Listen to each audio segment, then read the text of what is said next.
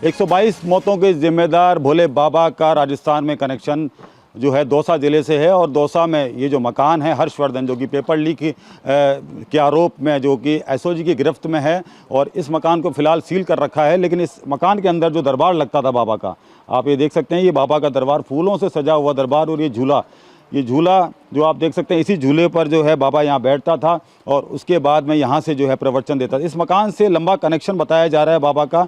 बाबा इस मकान में 4 बार, यानी कि 1 महीने में 4 बार यहाँ पर आता था बाबा। और यहाँ पर जो अंदर जो एंट्री थी वो केवल हर्षवर्धन की थी और बाबा की एंट्री थी, और कुछ एक जो खास उनके सेवादार थे उनकी एंट्री थी। यहाँ पर जो सिक्योरिटी के इंतज़ाम जो है काफ़ी यहाँ पर कड़े बताए जा रहे थे। और ये आप देख सकते हैं कि ये पूरा पंडाल जो है सजा हुआ है। ये फ़िलहाल ये मकान जो है सीज किया हुआ है। और इस मकान के अंदर के ये आप देख सकते हैं, यहाँ कुछ जो है सेवादारों के यहाँ पर ये फॉर्म मिले हैं। ये आप देख सकते हैं, ये जो फॉर्म है ज़्यादातर यहाँ पर 90% जो महिलाएं हैं उनके फॉर्म हैं। और आप ये देख सकते हैं, ये फॉर्म, ये मेरे हाथ में फॉर्म है, ये सेवादारों के फॉर्म हैं। और इसमें जो है फिरोजाबाद जो ये जनपद है, इसकी मोहर लगी हुई है और मुख्य सेवादार मिथिलेश निगम, यानी कि इनके साइन हैं। और इस तरीके से यहाँ पर ये फॉर्म भरवाए जाते थे। आधार कार्ड का नंबर लिखाया जाता था, मोबाइल नंबर यहाँ पर जो है लिखवाया जाता था। और उसके बाद में ये आप देख सकते हैं किस तरीके से यहाँ हज़ारों की संख्या में ये फॉर्म हैं वो यहाँ पर बिखरे पड़े हैं। और ये जो सामान है ये आप देख सकते हैं किस तरीके से ये सामान जो है बिखरा पड़ा है। ये बक्सा है, इसके अंदर भी ये फॉर्म है। और ये आप देख सकते हैं एक डिटेल वाला ये फॉर्म भी यहाँ रखा हुआ है। यहाँ पर नाम और पिता, पति का नाम, पता, मोबाइल नंबर, यानी कि कितने सेवादार यहाँ पर शामिल हो रहे हैं, इसकी पूरी जानकारी यहाँ पर जो है दी जा रही है। अंदर की तरफ से जो है ये जो कमरे हैं, ये तमाम जो कमरे हैं बंद हैं, लेकिन अंदर जो है काफ़ी जो लग्जरी सुविधाएं हैं बाबा के लिए रखी गई थी।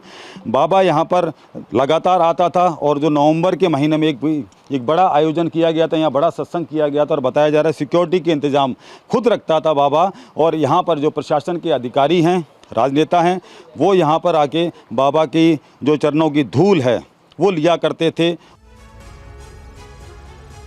और हमारे संवाददाता ध्वज आर्या ने हर्षवर्धन के घर के बाहर से भी एक रिपोर्ट भेजी है। वहां के स्थानीय लोग बताते हैं कि जब बाबा वहां आते थे तो क्या होता था।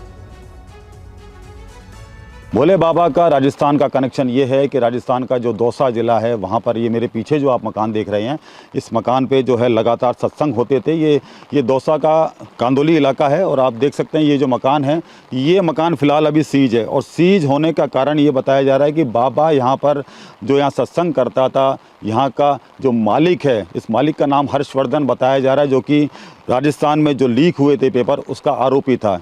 ये जो सत्संग होता था इसमें शामिल होते थे कुछ लोग मेरे साथ हैं।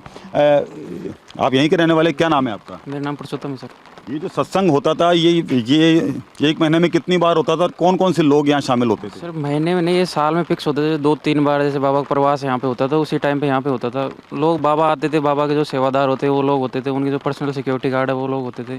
सेवादार बाहर रहते थे, सिक्योरिटी गार्ड अंदर रहते थे। सिक्योरिटी थी, सिक्योरिटी बहुत टाइट थी, प्राइवेट सिक्योरिटी उनकी। हाँ सर, बहुत ज़्यादा टाइट थी। यूपी के कासगंज में बाबा के आश्रम में चमत्कारी हैंडपंप होने का दावा किया जा रहा है। बताया जा रहा है आश्रम में 15 ऐसे हैंडपंप लगे हैं। हैंडपंप के पानी को प्रसाद माना जाता है। पानी से कई बीमारियों के ठीक होने का दावा भी किया जाता है। जितेंद्र भाटी की कासगंज आश्रम से एक और रिपोर्ट आपको दिखाते हैं। इस वक्त हम मौजूद हैं यूपी के कासगंज का पटियाला बहादुर नगर उसका पड़ता है गांव। वहां पर दरअसल यहाँ आने की वजह यही है कि सूर्यपाल के भोले बाबा उर्फ नारायण साकार हरि बनने का सफ़र है वो यहीं से शुरू होता है। ये उनका पैतृक गांव है। यहीं पर जो पुलिस की नौकरी थी छोड़ने के बाद में जो अध्यात्म का रास्ता है वो यहीं से उन्होंने शुरू किया था। बगल में ही आश्रम है। लेकिन आपको यहाँ लाने की वजह ये भी है कि एक जगह पर आपने एक साथ कितने हैंडपम्प देखे होंगे, लेकिन मैं आपको दिखाता हूँ कि यहाँ लगातार आप देखेंगे तो कम से कम इसी लाइन में 12 हैंडपम्प हैं। माना जाता था कि इन हैंडपम्प का पानी पीने से जो है लोगों के दुख संकट दूर होते थे। और साथ ही मैं आपको दिखाऊंगा तो 3 हैंडपम्प आपको वहाँ पर सामने भी नज़र आएंगे। तो ये देखिए यहीं पर आप देखेंगे तो ये 15 हैंडपम्प लगे हुए हैं।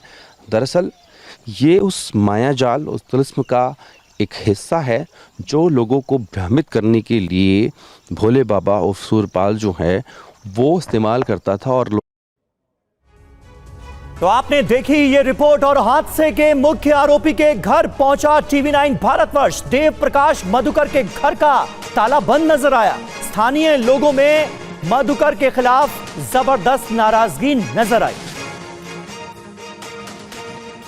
देखिए, इस पूरे मामले में अब पुलिस ने एफआईआर रजिस्टर कर ली है और बाबा के मुख्य सेवादार देव प्रकाश मधुकर के घर हम इस वक्त मौजूद हैं और सिर्फ वो नहीं बल्कि उनके करीबी के घरों पर भी इस वक्त ताले लगे हुए हैं। टीवी9 भारतवर्ष आपको सबसे पहले वो तस्वीर दिखाता है। यहां पर आप ऊपर वो फोटो देखिए जो खुद को भोले बाबा के नाम से, तथाकथित भोले बाबा के नाम से प्रसिद्ध है जो बाबा, और जिस बाबा के प्रवचन के दौरान ये सब कुछ हुआ है उसकी फोटो यहां पर है। और उसके बाद आपको हम वेद प्रकाश मधुकर के आवास की फोटो दिखा रहे हैं। ये वेद प्रकाश मधुकर की आवास जो सिकंदराराव रेलवे स्टेशन है, न्यू दौलतपुरा कॉलोनी का ये उसका आवास है।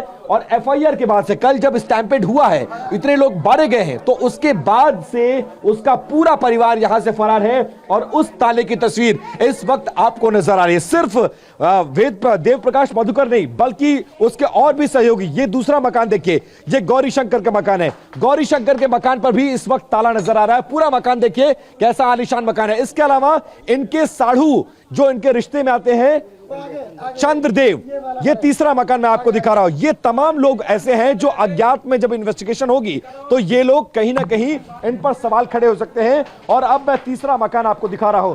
ये तीसरे मकान पर लगा हुआ ताला देखिए।